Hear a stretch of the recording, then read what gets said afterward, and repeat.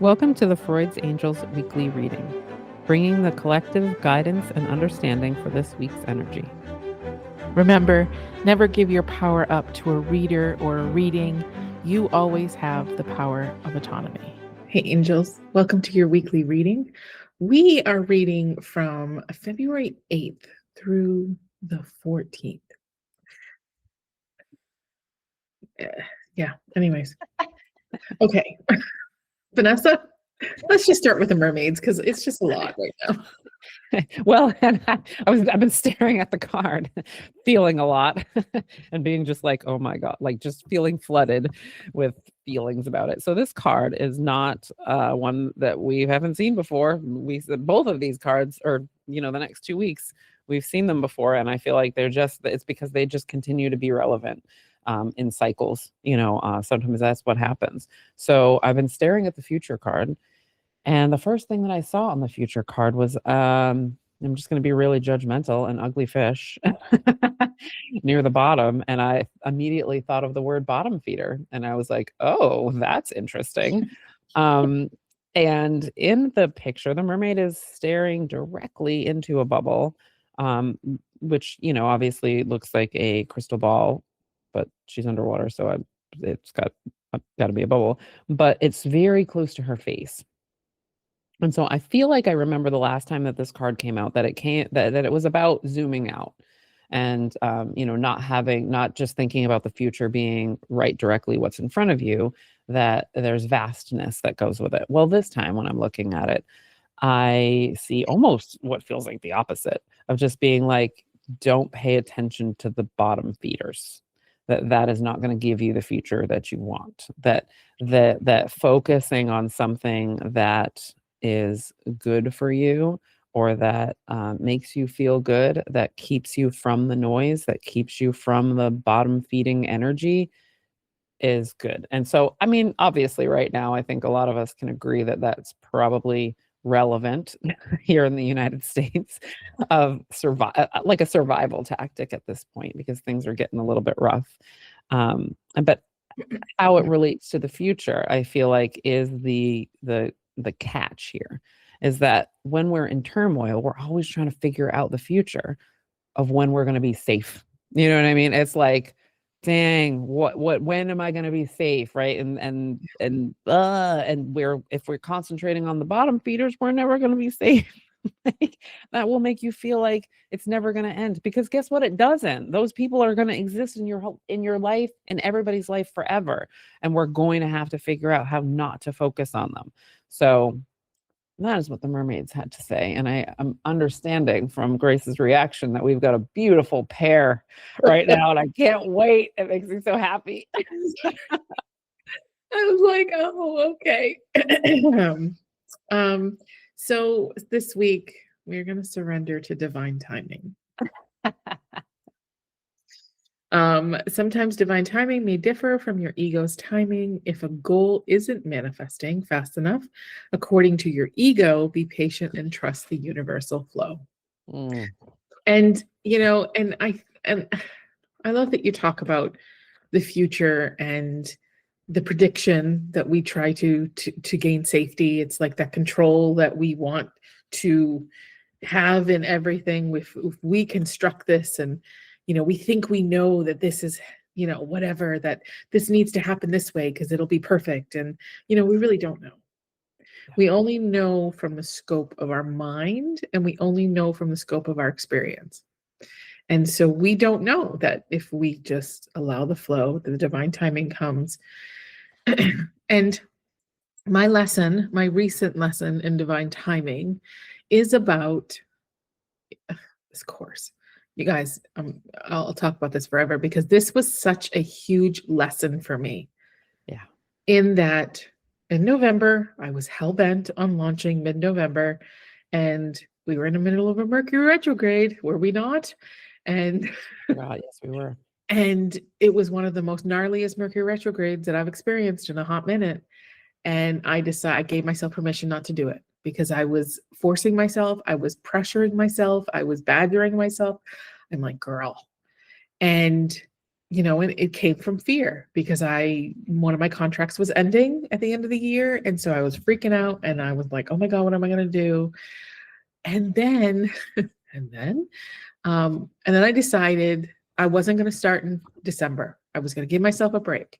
And then in December, I spent 3 weeks like mad baking, like obsessively just baking and just whatever I was coping with through dough therapy. And then at the end of the year, it was like, oh, I need to start talking about it again. And so I created the series of emails, like I said, told myself I was going to. And that's all I did. I didn't do any social media. I didn't talk about it. I was like, nope, because I began to learn end of December and into January how big of a functional freeze I was in. Because every time I sat down to think about, let me do a reel, let me create a post, I was just sitting there and I'd stare at the computer, and then the part of my brain that gives me the inspiration and creativity off, like shutters drawn, closed, do not enter, and I couldn't do it. And I was in such a state of functional freeze.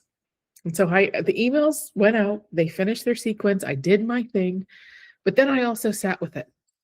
And I sat with it to just understand like how I felt, the fears I had in doing it. And it made me realize what I want to do or don't want to do, and the places I want to be and don't want to be. And it gave me all of that. But if I had rushed that divine timing of how this has transpired, I would have missed all of that clarity. I would have missed all of that information. I would have forced it into something it didn't want to be, and it never would have worked, and it never would have felt good. And then I would have quit doing it altogether. Yeah. Mm-hmm. And so it's been this massive lesson of the divine timing isn't making us wait. It isn't something to punish us. Yeah. It isn't something to say you can't get it yet. It's something to say, there's pieces of information coming to you to make the best decision for you possible. You just don't know it yet, and you don't know what that is. That's why we're kind of just allow that divine timing. And divine timing is that sense of trust the future, right? It's asking that ultimate trust. It's saying don't try to control it, because when you control it, your little ego brain is trying to make things happen that cannot happen. Yeah. It's funny that like as you're talking, I'm thinking about actually your sourdough journey and being like, my brain said, I wonder who the first person was to just fucking wait for the bread to rise before they baked it. Yeah. Right? Yeah. Like somebody somewhere probably just forgot, honestly. Accidentally left it. Right? Accidentally left it there, then baked it and was like, wow, this is better than the rocks that we baked before. And without like waiting, wait for it to rise, or it can still happen, but it's not necessarily going to be like the best possible thing, or it's not even, or it might not even pan out exactly at all, Yeah, that totally makes sense. And actually the other card that had come out, because when we're recording this, guys, we do 2 at a time. And I'm like, oh, okay, this has to go in this one, because it's the go with the flow card. So right, like it's when you pair those 2 together, the future and the go with the flow, and the surrendering to divine timing, I mean, they do all go together. Is that the future is about flow and divine timing, and not about not progressing, right? Because we do know that if the path goes in front of you, you still have to move your feet and walk on it. But it's different than when you're pushing, or when you're doing it from a trauma response, or when you're doing it to get out of pain or discomfort of some sort. It's just different to sit and let that happen. And even in the pregame, where we were talking about how, we go back and we look at the times in our lives where shit should not have happened. I mean, really, like when we look back and we're like, that is actually kind of magical. Like like what? It's like so many times I realized that the destination was going to be that. And I'm the one who made the journey really stressful, because I just didn't believe that what I was doing was enough, right? Like that I didn't believe I was following paths. I didn't believe that there was alignment. I didn't believe that there were things being put in front of me to get me there. And now that's part of what I try to do. It's not a perfect process. I really still struggle with trauma, but I try to do that, of thinking of little things that happen that are not little things because they're bricks in the road, and there is no such thing as a brick that doesn't matter, because a brick not in the road is a fucking problem, right? Like, it will literally knock you out of alignment in your car and your person. So I think about that, try to think about that on a regular basis, of saying, you don't have to make this journey hard, just be on it, and look at all of this past stuff if you need to remind yourself that the timing is never off in terms of your readiness, or your ability to hold something that you thought you could hold 3 months before that, but you absolutely could not have because your nervous system was not okay yet.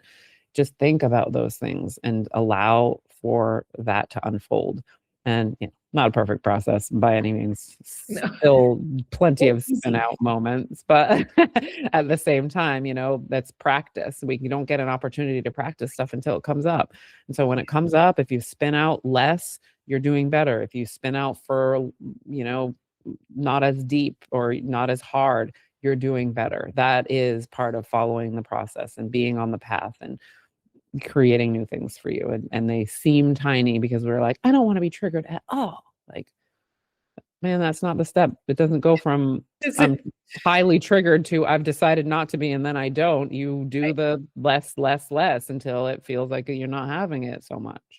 I think, and this may be out of alignment, or out of line is what I meant to say. But the only time you're ever not going to be triggered is either if you're heavily medicated or you're dead. Amen. It's the only time you're ever not going to be triggered. Right. Yeah. Because our nervous system is designed to be triggered. Like, it is designed. Hunger is a trigger. Yeah. Like, Go eat. it is designed to alert you when things are not okay so that you can course correct and make things better. That is the purpose of your nervous system. Without it, we would die. We wouldn't be alive. We would have died out many years ago. Exactly. So yeah, no, our nervous system is important. It's just mix it with trauma, and that's where we, things get a little scary. That's the thing, is that we have created spaces where people have experienced hardcore trauma, and that's when the nervous system gets like mixed signals and it short circuits sometimes. But that's where healing comes in, right? That's where this process is important. But and as you were talking, I was looking at next week's surrender cards, and we'll get there, but I just kind of giggled to myself because, and here's the thing, friends, okay? Let's be real for a second. The energy from week to week to week isn't always going to be jarringly different. We're going to carry themes through every week because it not only astrologically, but energetically, and it always seems to be that they always go together. And they always kind of flow from each other. And you're in this cadence and this dance. And so just trust that, when sometimes it's like, didn't we talk about this last week? Yes, we did, because we're just continuing this energy, and we're building on this. We're building on surrendering to divine timing, to not pressuring yourself to figure the future out. We're building on these little tiny micro energies in order to create a more balanced life. Yeah, because anybody who's ever been in therapy knows that you don't just bring it up and then a week later bring up another thing because you're done. I usually bring up another thing later because I don't want to talk about the thing we were talking about the previous week. Man, like, I wish that was the case, but avoidance. Yeah, avoidance, and also just like, ooh, that hurt. I would like to put that back in the box. Shit. I don't think so. Yeah, exactly. But no, definitely 100%. Some of these themes, they come back around because they just need to. They come back in layers, right? Like when we work through something and then it gets to sit and maybe practice itself in our lives, then we a lot of times will come to the next level, and it'll feel like starting over if we don't understand that it's just another layer. Yeah, totally. All right, my friends, the numerology card this week is number 8, which is manifestation. So what happens when you let go of the future and micromanaging the future and you step into divine timing? You manifest things. Sure do. Or it's easier to manifest because we're always manifesting. But So you let me can read. choose what you're bringing in. Yeah, true that. This card indicates a need to acknowledge the power of your mind and your ability to manifest your desires. You're being urged to familiarize yourself with the law of attraction and clarity and clarify your wants and needs, for you have entered a powerful cycle of divine manifestation, provided that your dreams serve the greater good as well as the intentions of your soul. The universe will assist you in making the dreams come true. By drawing this card, you're being reminded that successful manifestation requires more than just positive and wishful thinking. I think this is important. You also must surrender to the outcome, to the divine, and detach from the results. Remember that law of attraction works both ways, so pay attention to your doubts, worries, fears, and monitor your negative thoughts. Then focus predominantly on what you want rather than what you fear or don't want. And this is all very important, but here's the thing. There's spectrum of this, right? Because I feel the idea of manifesting has become such a buzzword and a very good selling point to anybody who wants to make money, to teach you how to manifest things. To grab desperate people. Right. So here's the thing, okay? Yes, we have to be conscious of what we're thinking, but we've also been taught to gaslight those fears and doubts and to ignore them and to just focus on the good things. And that has created such a distorted way of supporting yourself when you're trying to manifest something. There are moments where I've manifested things because I knew it had to happen. Like there was no other choice. For me, there was no other choice. But I've also manifested things where I have felt large doubt, huge fears. And it's not that I didn't listen. It's just that I made space. I heard, I understood what was underneath the fear and the doubt. What was I afraid of? So that I can tend to that fear and doubt, not because I'm spending time in it and I'm giving it power, but because there's something in my nervous system that needs attention, because if not, it's going to shut that shit down quicker than I can even understand that it did.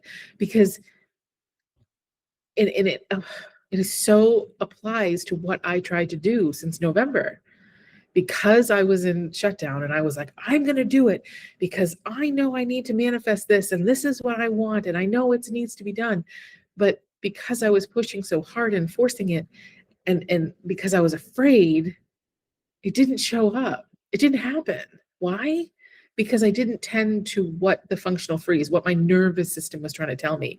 It was trying to tell me that there's parts of me that feels unsafe in manifesting this. So we need to start there.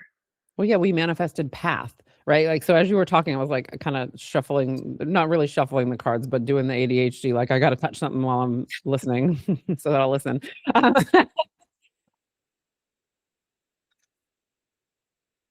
Always. Vanessa, you froze. Oh no.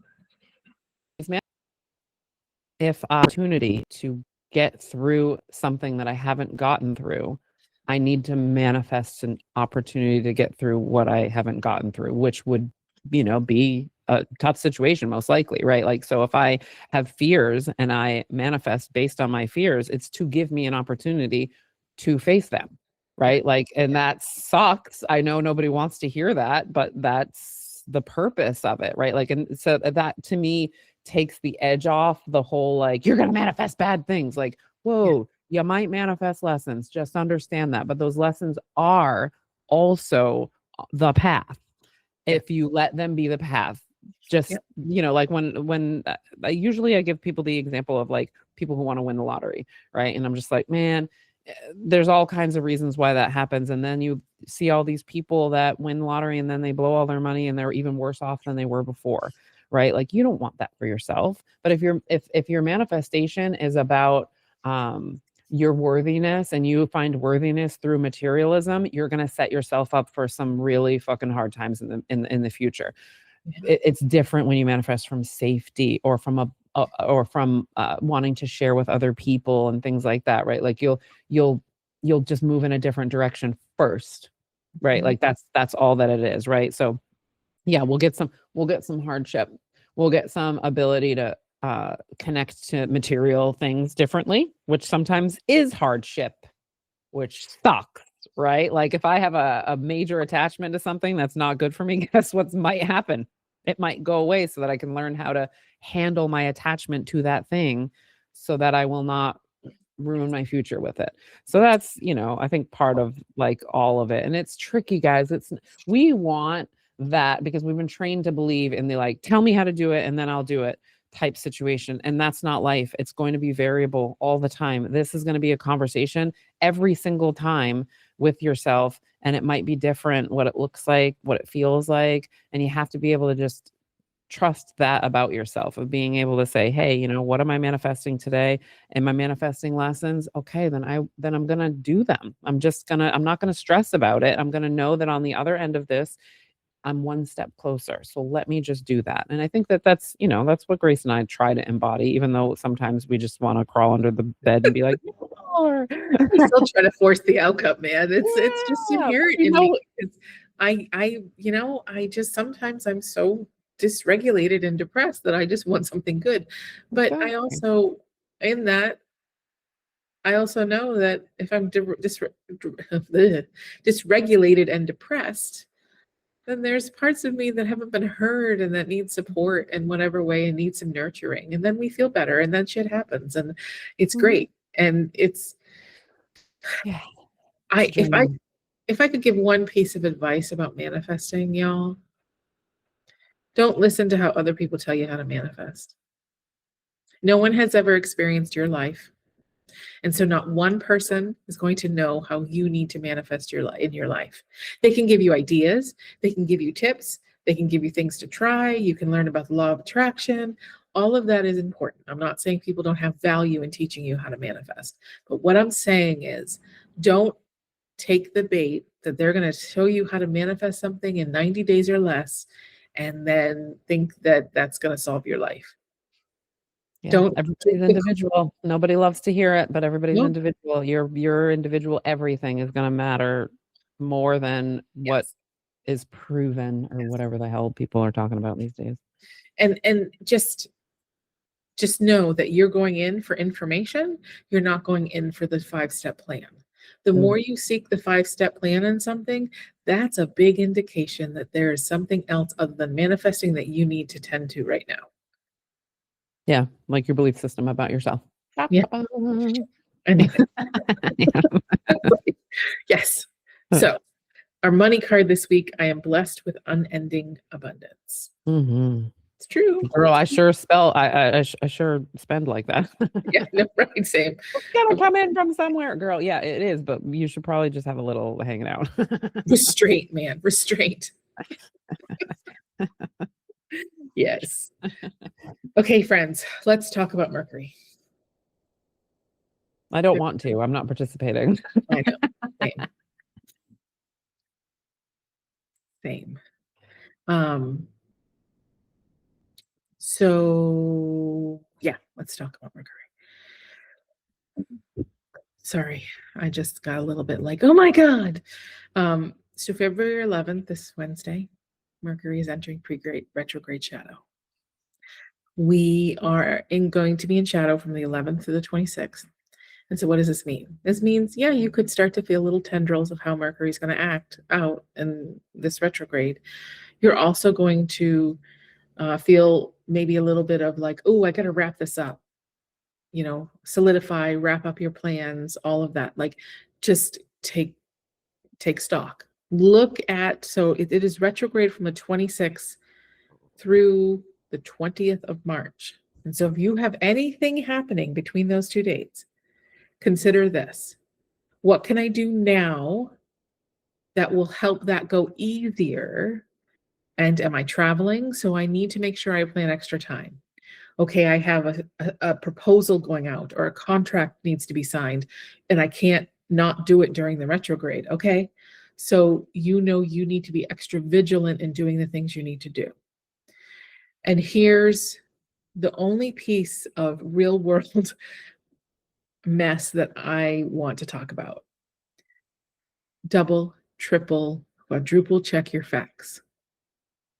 Don't just believe what you are being fed by any side. Do not, you have to understand and find the truth. Don't find a truth that just confirms your rhetoric.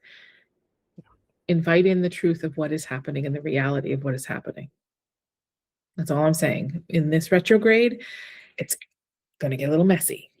And we are powerless when we respond to the mess by being dysregulated.